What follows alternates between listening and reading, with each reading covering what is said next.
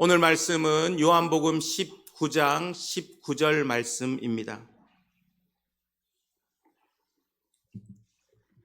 요한복음 19장 19절 말씀,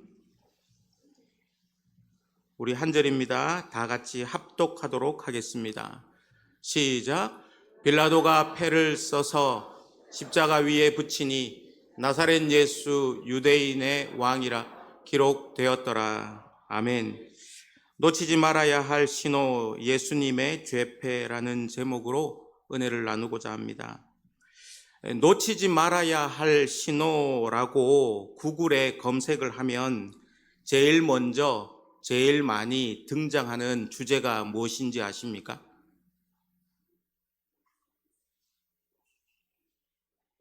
네, 건강에 관한 겁니다. 건강. 예를 들면 변이 이상하게 나온다. 그러면 대장을 의심해라. 그다음에 눈에 눈동자가 흰자가 노랗게 보인다. 간을 조심해라. 이런 신호들을 몸에서 보낸다는 것이죠. 그다음에 보면 또 여자가 남자를, 남자가 여자에게 신호 보내는 신호, 이런 거 놓치지 말아야 된다. 이런 것들이 검색이 됩니다.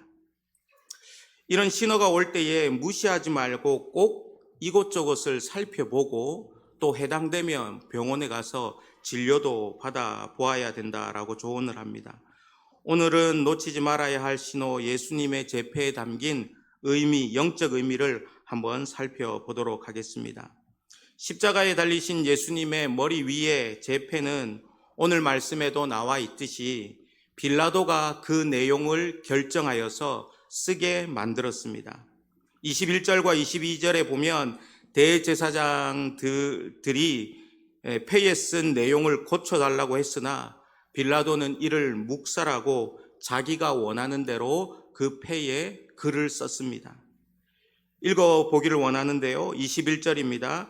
유대인의 제사장들이 빌라도에게 이르되 유대인의 왕이라 쓰지 말고 자칭 유대인의 왕이라 쓰라 하니 빌라도가 대답하되 내가 쓸 것을 썼다 하니라. 내가 내 의지대로 내 마음대로 썼다라는 것이죠. 십자가 형틀 위에는 그곳에 달린 죄수의 제목을 적은 패를 다는 관례가 있었습니다. 십자가를 선고받은 제수는 자신의 죄목을 적힌 패를 목에 걸고 형장까지 이동을 하게 됩니다. 그리고 그 패를 자신이 달린 나무 위에 달고 죽게 함으로써 사람들에게 이 사람이 어떤 죄를 저질렀는지, 이런 죄를 저지르면 이렇게 당하게 된다라고 하는 범죄의 경각심을 일으키게 하였습니다. 예수님의 십자가에 달린 패의 내용을 보면 마가복음과 누가복음은 유대인의 왕이라고 기록되어 있고요. 마태복음에는 유대인의 왕 예수라고 해서 예수라는 단어를 더 첨가하였습니다. 그리고 오늘 본문에 나오는 요한복음에서는 가장 세밀하게 기록하고 있는데 나사렛 예수 유대인의 왕이라고 기록하였습니다. 일반적으로 성화에 등장하는 예수님의 패에는 INRI 머리 글자가 쓰여져 있는데 이것은 나사렛 예수 유대인의 왕이라는 라틴어의 첫머리 글자를 따서 붙인 것입니다. 오늘 말씀에서 우리가 눈여겨보아야 할 몇 가지가 있는데요. 첫 번째로 예수님의 죄패가 세 가지 언어로 기록되었다라는 사실입니다. 20절에 보면 예수께서 못 박히신 곳이 성에서 가까운 고로 많은 유대인들이 이 패를 읽는데 히브리어와 로마와 헬라 말로 기록되었더라라고 되어 있습니다.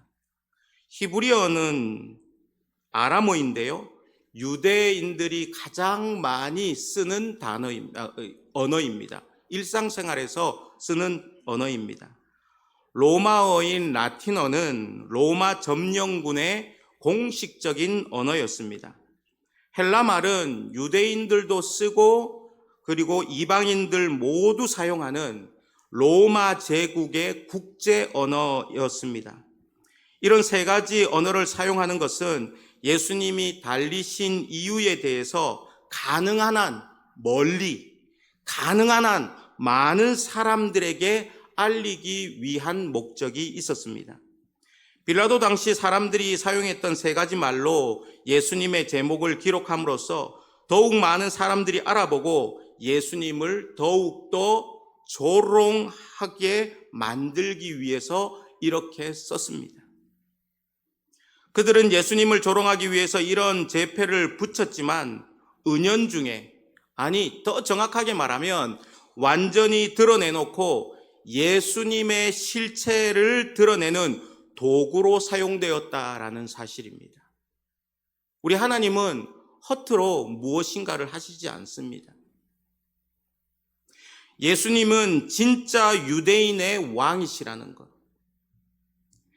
예수님은 만왕의 왕이시라는 것, 예수님은 만유의 주인이 되신다라는 것을 세 개의 단어로 더 널리, 더 많은 사람들이 보게 하였다라는 것입니다. 이것이 예수님의 제패에서 놓치지 말아야 할 신호입니다.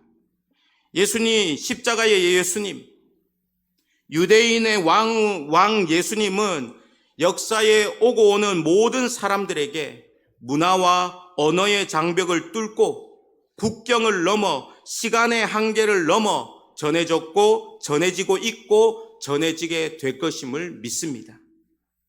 이 죄패는 온 세상과 우리에게 다가오시려는 하나님의 열망이 담겨 있는 죄패입니다.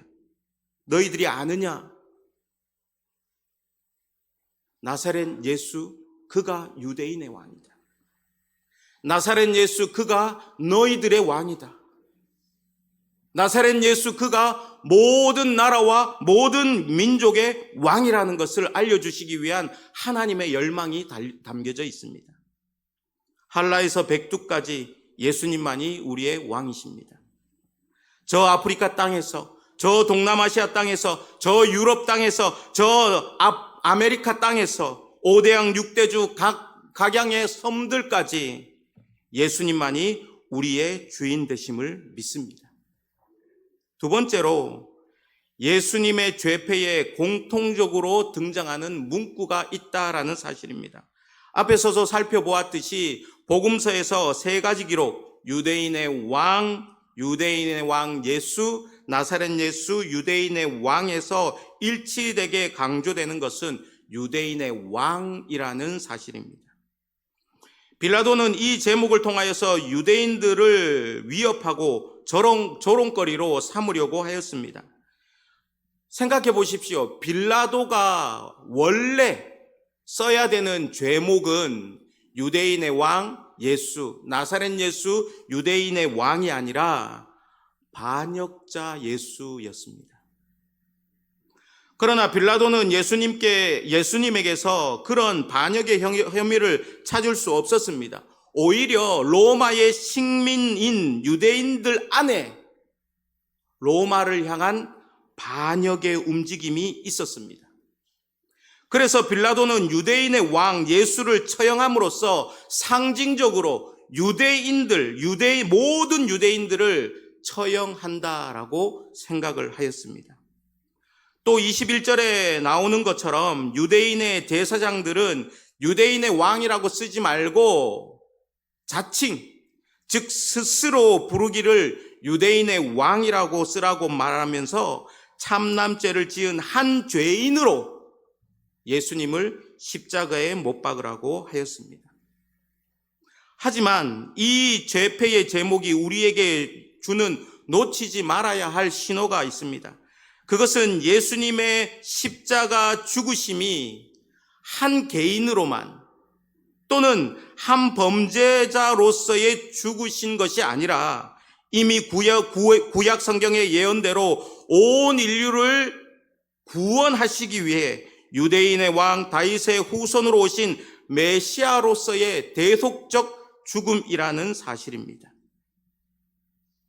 하나님께서 영원전부터 계획하신 아름다운 구원의 계획을 이루시기 위해 때가 참에 독생자 예수 그리스도를 이 땅에 보내주시어 인간이 되게 하셨습니다.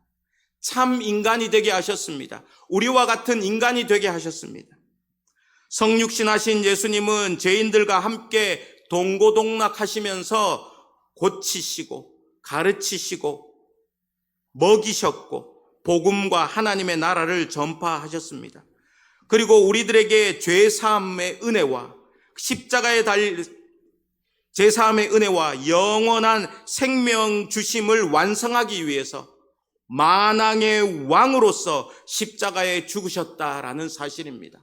한 개인이 아니라, 한 범죄자가 아니라 만왕의 왕으로 죽으셨다라는 겁니다. 예수님은 십자가에 달려 돌아가심으로 저주와 비참한 형벌의 십자가를 빛난 영광과 영원한 생명을 주시는 십자가로 바꾸셨습니다.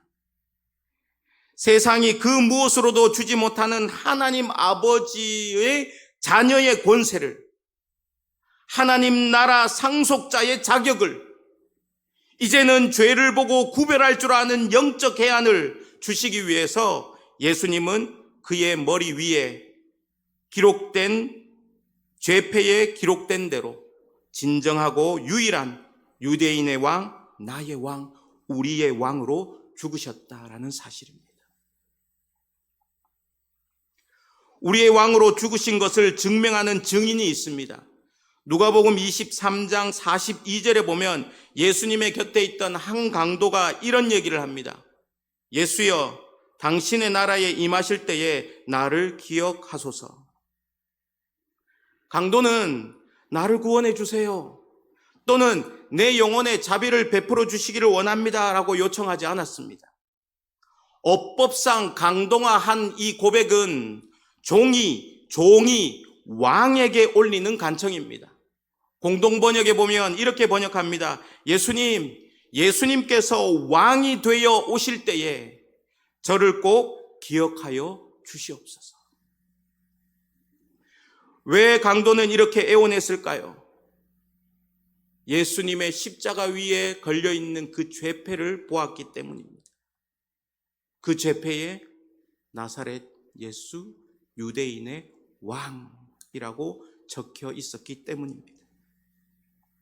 왕으로 오신 예수님, 그분은 십자가에서 죽게 만든 책임, 그분을 십자가에서 죽게 만든 책임이 누구에게 있습니까? 빌라도에게 있습니까?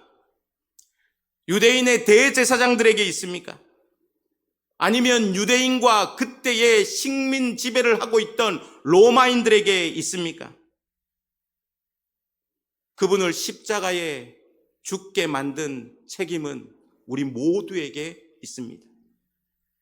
예수님의 십자가의 처형은 인간이 하나님에 대해서 얼마나 무지하며 얼마나 주님을 업신여기고 있는가를 잘 보여주고 있는 사건이라고 할 수가 있습니다.